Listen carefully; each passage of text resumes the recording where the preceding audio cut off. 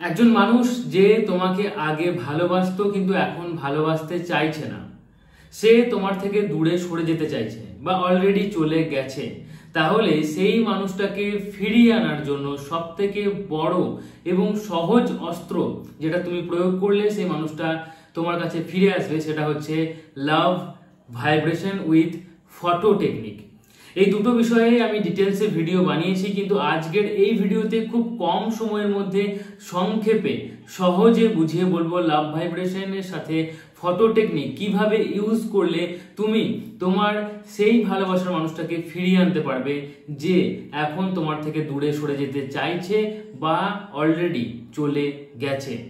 দেখো, একটা বিষয় বুঝতে তোমাকে হবেই যে যে মানুষটা তোমাকে একবার ভালোবেসেছে সেই মানুষটার সাথে তোমার এনার্জির একটা কানেকশন তৈরি হয়েছে, আর এনার্জির কানেকশন তৈরি হতে যেমন সময় লাগে ঠিক তেমনই একটা সম্পর্ক শেষ হয়ে গেলেও সেই এনার্জির কানেকশনটা শেষ হয় না, অনেক দিন পরে গিয়ে সেই এনার্জিটা ডিসকানেক্ট হয়।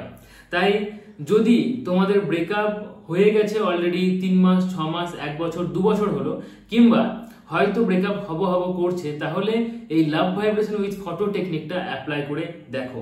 এর জন্য তোমাকে যেটা করতে হবে সেটা হচ্ছে সবার প্রথমে নিজেকে শান্ত করতে হবে, নিজের ব্রেন নিজের মাইন্ডকে টোটালি কুল করতে হবে, একদম শান্ত করতে হবে এবং শান্ত একটা পরিবেশ চুজ করতে হবে। শান্ত পরিবেশ তুমি সারাদিনে দুবার পাবে, একবার ভোরবেলা যখন সবাই ঘুমিয়ে থাকে, যানবাহন তেমন চলে না, আর একবার হচ্ছে রাত্রিবেলা যখন সবাই ঘুমিয়ে যায় এবং তখনও যানবাহন চলাচল বন্ধ হয়ে যায়। তো পরিবেশ শান্ত, তুমি শান্ত। এবার কি করতে হবে, তার একটা ফটো তোমাকে নিতে হবে। তার একটা ফটো অবশ্যই তোমার কাছে থাকবে, আমি জানি। সেই ফটোটা কিন্তু গ্রুপ ফটো হলে চলবে না, সেই ফটোটা ব্লার বা ঝাপসা টাইপের হলে চলবে না। ক্লিয়ার একটা ফটো, এবং সেটা যেন তার মুখের ফটো হয়, তার চোখ দুটো যেন তোমার দিকেই থাকে। এরকম হলে খুব তাড়াতাড়ি কাজ হয়। যদি একান্তই এরকম ফটো না থাকে তাহলে অ্যাটলিস্ট তার একটা সিঙ্গেল ফটো নেওয়ার চেষ্টা করবে। সেই ফটোর দিকে তুমি প্রথমে তাকিয়ে থাকবে এবং মনে মনে তুমি ফিল করবে যে মানুষটা তোমাকে ভালোবাসে, মানুষটা তোমাকে ছাড়া থাকতেই পারবে না, মানুষটা তোমাকে ছাড়া যায়নি, মানুষটা তোমার কাছেই আছে এবং সে তোমাকে ছাড়া অন্য কাউকে ভালোবাসতে পারে না। এটা যেমন প্রেজেন্ট টেন্সে মনে করবে, ঠিক তেমনই তুমি নিজেও এটা ভাববে যে আমিও তাকে ছাড়া অন্য কাউকে ভালোবাসতে পারি না, তাকেই ভালোবাসবো, তার সাথেই সারা জীবন থাকবো এবং আমি জানি আমি সারা জীবন তার সাথে সুখে থাকবো। এবং এই বিষয়টা তুমি কিন্তু কন্টিনিউয়াসলি ভাবতে থাকবে। তাহলে তার ফটোর দিকে তাকাতে হবে, তাকিয়ে তুমি কিছুক্ষণের জন্য মনে মনে বা মুখে মুখে বললে যে আমি জানি তুমি আমাকে খুব ভালোবাসো, আমি জানি তুমি আমার সাথে সারা জীবন থাকবে, আমি জানি তুমি আমাকে ছাড়া অন্য কাউকে ভালোবাসতে পারো না, আমি জানি আমিও তোমাকে ভালোবাসি, আমিও তোমার সাথে সারা জীবন থাকবো এবং আমরা দুজনে খুব ভালো আছি এবং ভবিষ্যতেও থাকবো। যত এটাকে প্রেজেন্ট টেন্সে বলতে পারবে ততই ভালো। আমরা একসাথে আছি, আমরা সারা জীবন একসাথে থাকবো, আমরা এখন খুব ভালো আছি, আমি জানি তুমি আমার সাথে খুব ভালো আছো, এভাবে কন্টিনিউয়াসলি বলতে থাকো। এবং এর সাথে তুমি একটা কাজ করতে পারো, যদি এটার দিকে খুব ফোকাস করতে না পারছো তাহলে কি করতে পারো, হো'পোনোপোনো করতে পারো। হো'পোনোপোনোতে কি হয়, হো'পোনোপোনোতে 4টে মন্ত্র কন্টিনিউয়াসলি তোমাকে বলতে হয়। 4টে মন্ত্র কি, I am sorry, please forgive me, thank you, I love you. I am sorry কাকে বলছো, তুমি ইউনিভার্সকে বলছো, তোমার ভালোবাসার মানুষকে বলছো।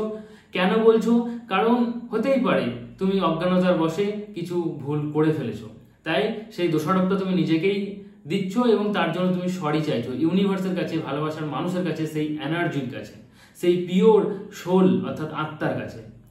তারপরে তুমি বলছো প্লিজ ফরগিভ মি, আমাকে ক্ষমা করে দাও। তারপরে তুমি বলছো থ্যাংক ইউ, অর্থাৎ তুমি ধরে নিলে যে হ্যাঁ আমি মন থেকে বলছি এবং আমাকে ইউনিভার্স এবং সেই মানুষটা ক্ষমা করে দিয়েছে।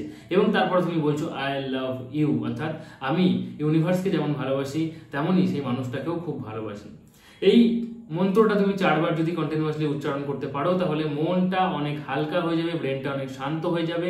ডিপ ব্রিদিংও এর সাথে করতে পারো, জোরে জোরে নিঃশ্বাস প্রশ্বাস কিছুক্ষণ তুমি যদি নিতে পারো তাহলেও তোমার মন অনেক হালকা হয়ে যাবে।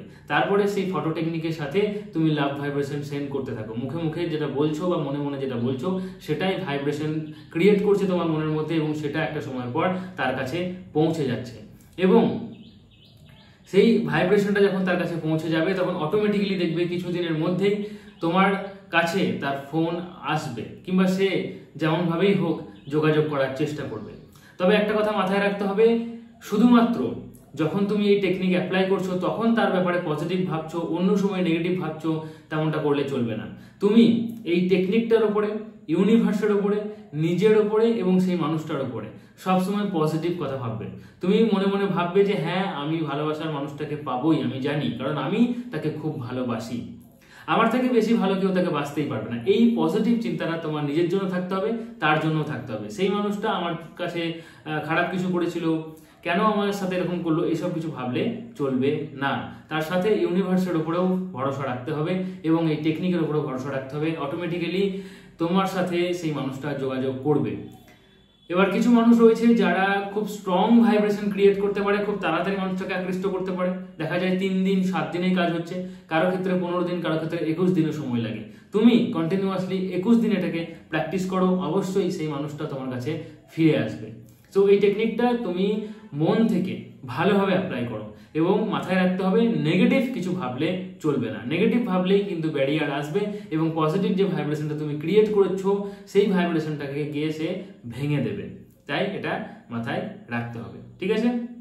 আচ্ছা, ছোট্ট ভিডিওটি যদি ভালো লেগে থাকে তাহলে অবশ্যই লাইক করো, এই বিষয়ে তোমার কোনো মতামত থাকলে নিচে কমেন্ট করো এবং চ্যানেলটি এখনো সাবস্ক্রাইব করে না রাখলে চ্যানেলটি সাবস্ক্রাইব করে রাখো নিজেকে ভালো রাখার জন্য। এবং আমার পার্সোনাল ব্লগগুলো দেখার জন্য তুমি আমার ডেসক্রিপশন বক্স চেক করো, সেখানে আমার ব্লগ চ্যানেলের লিঙ্ক পেয়ে যাবে। শান্তিনিকেতনের শান্তনু ইনফরমেটিভ ব্লগস ওখানে আপলোড করি। প্রত্যেক বুধবার সন্ধ্যে 7:30টায় ফ্রি লাইভ সেশনও হয় সেখানে, সেটাও তুমি জয়েন করতে পারো। চলো আজকের মতো এটুকুই, tata, take care, thank you, ভালো থেকো, ভালো রেখো।